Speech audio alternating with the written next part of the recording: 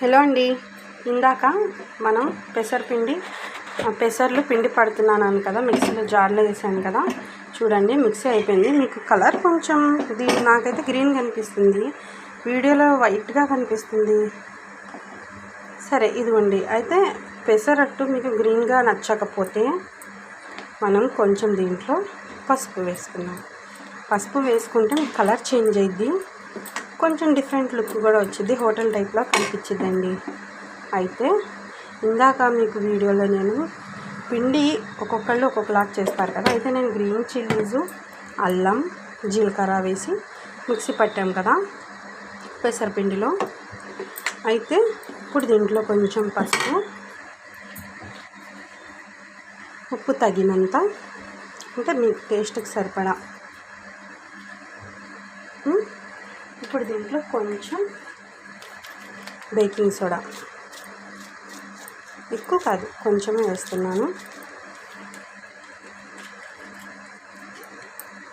Mix చేసేద్దాం. నాకు దీంట్లో వేరే కలర్ కనిపిస్తుంది ఇక్కడ, నాకు ఒరిజినల్గా అయితే గ్రీన్ కలరే కనిపిస్తుంది బయట.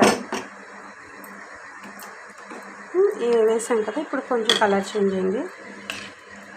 చూడండి, దీంట్లో కొంచెం వాటర్ వేసుకుందాం.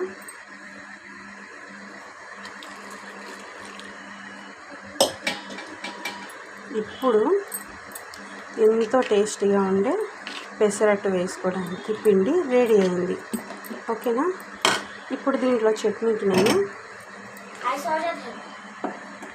ఇది వచ్చి వేరుశనగలు ఒకటి ఫ్రై చేస్తా. దీంట్లో ఆయిల్ ఏమీ యాడ్ చేయలేదండి, ఇది కూడా నార్మల్గానే ఫ్రై చేశాను. చూసారా?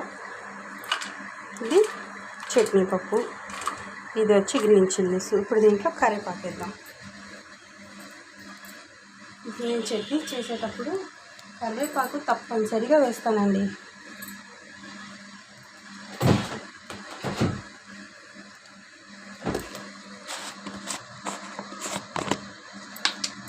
నేను ఇలాగ డబ్బాలో స్టోర్ చేసుకుంటాను.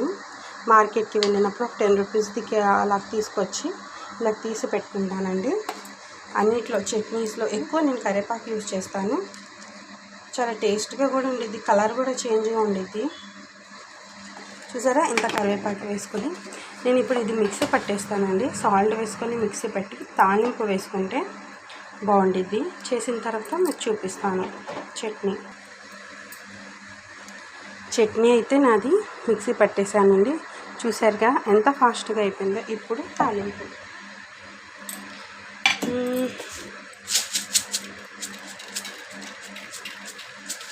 గింజలు వేసానండి,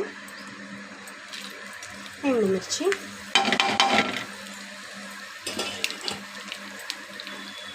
అది కొంచెం ఫ్రై అయిన తర్వాత కరివేపాకు వేసి నచ్చితే ముందు నుంచే కరివేపాకు ఎదిగిద్ది. ఏం లేదండి, మనం వేసే కుకింగ్ ద్వారా కానీ వాళ్ళు తినేదాన్ని బట్టి మాకు సంతోషం అండి. మనం మంచిగా వండి పెడితే వాళ్ళు తిని కొంచెం బాగుంది అంటే చాలు కదా, ఎంత పడ్డ కష్టం అంతా తగ్గిపోయింది. అలాగే మనం వాళ్ళ దగ్గర నుంచి కోరుకునేది ఏముండదు, బాగుంది, బాగున్నావా, తిన్నావా, ఈ మూడే కదండి. అయితే మనం ఎక్కువ వాళ్ళకి కేర్ చూపిస్తాం కదా, అది వాళ్ళకు కూడా తెలిసింది కానీ ఎక్స్ప్లెయిన్ చేయరు అంతే. వాళ్ళు అంటే ఏదనుకుంటున్నారా? మీ హస్బెండ్స్ ఎప్పుడు ఒకలాగా ఉండారండి. బయట ఇంట్లో పనుల గురించి దాని గురించి టెన్షన్స్ ఉంటాయి, మనము అర్థం చేసుకోవాలి. మంచిగా టైంకి టిఫిన్స్ అవి ఇస్తూ ఉంటే వాళ్ళు కూడా ప్రశాంతం అనేది ఇంట్లోనే వాళ్ళకు ఉండాలి. బయట టెన్షన్స్ బయట ఉంటాయి వాళ్ళకి.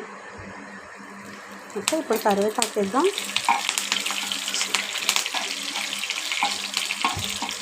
నేనైతే ఎక్కువ శాతం మా వారికి ఇంట్లో, పిల్లలకి కానీ మా వారికి కానీ ఇంట్లో ఎక్కువ వేయడానికి ట్రై చేస్తాను. ఇప్పుడు మా పాప ఇది పెసరట్టు తిండి, తనకి చూసారా ఆల్రెడీ పిండి తీసి పెట్టాను నేను కొంచెం, ఎందుకంటే మినపట్టు తినిద్ది, పెసరట్టు ఒకటే తింది, అన్నీ తినిద్ది. పెసరట్టు తింది కాబట్టి తన కోసం బయటకు వెళ్ళకుండా మినపట్టు పిండి తీసి పెట్టాను. దానికి ఒకటి ఎగ్ తీసుకొచ్చి పిజ్జా దోశ వేసి తినేసిద్ది. చూసారు కదా? చట్నీ పోపు అయిపోయింది. ఇన్స్టెంట్గా చట్నీసేనండి, ఎక్కువ టైం ఏం పట్టదు, మనం చేసుకోవాలి కానీ మంచి టిఫిన్ టేస్టీగా ఇంట్లోనే ఉంటాయి. ఓకే, మీకు నచ్చిందా? లైక్ చేసి సబ్స్క్రైబ్ చేసుకోండి.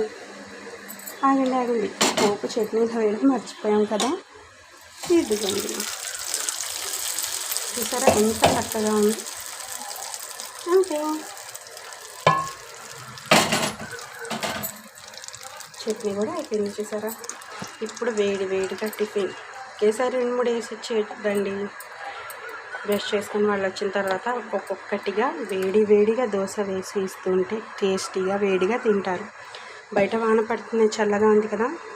అయితే లైక్ చేసి సబ్స్క్రైబ్ చేసుకోవడం మాత్రం మర్చిపోమాకండి. మీరు చేశారంటే నాకు బూస్ట్ ఇచ్చినట్టుండిద్ది. మళ్ళీ నేను ఇంకా వీడియోస్ చేస్తూనే ఉంటాను కదా. Thank you, bye.